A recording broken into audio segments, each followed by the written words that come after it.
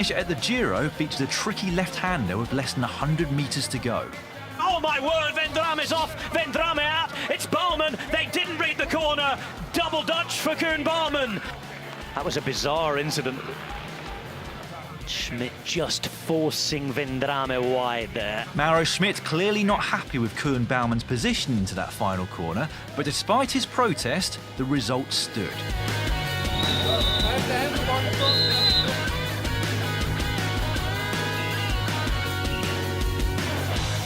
Poor old Mauro needed a long, sulky sit-down after that one. Back at the Tour of Flanders in April, Tadej Pogačar was on one heck of a day, dropping everybody except Mathieu van der Poel on the Oude Kwaremont and also nearly shaking the Dutchman on the final ascent of the Paterberg. He had a great shot at taking a maiden victory at this most prestigious monument. Then this happened. 500 metres to go still. They're going to catch it all over the place. They may well. Oh, and suddenly, the pressure's pouring on Tadej Pogačar here. Somebody's going to have to break first, and it's Madouas. It's going to drive into them. Madouas might have a bit of impetus here as well for Groupama Fresnel. He's going to the barriers. Has they stared each other into the abyss? Madouas is coming through here, and Van Baarle is the response. This is Van der Poel, absolutely fantastic. At the very last, is he going to get there? Yes, he does.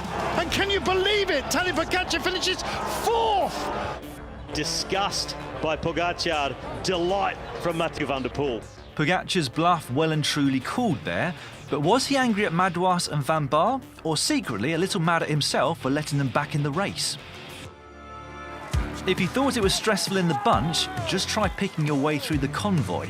Team cars and motorbikes shuffling backwards and forwards among riders who are just trying to get back to the front.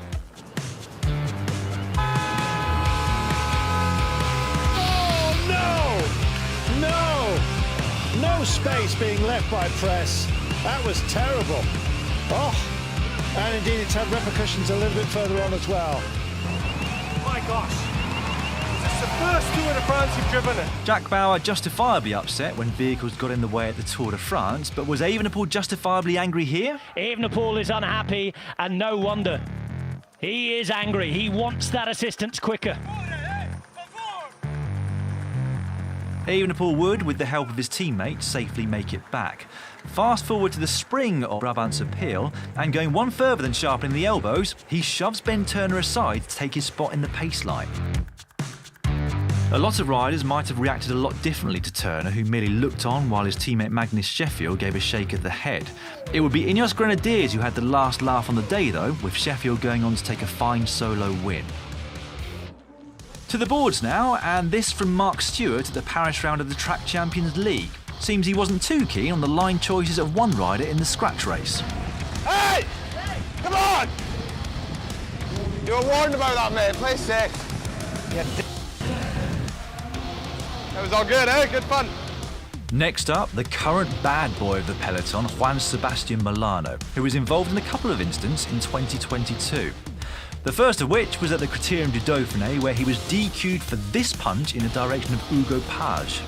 And later in the year, he was retroactively relegated some 6 hours after he was declared the winner of Stage 2 of the Tour de Langkawi, this time for laying an arm on Raymond Kreder in the approach to the sprint.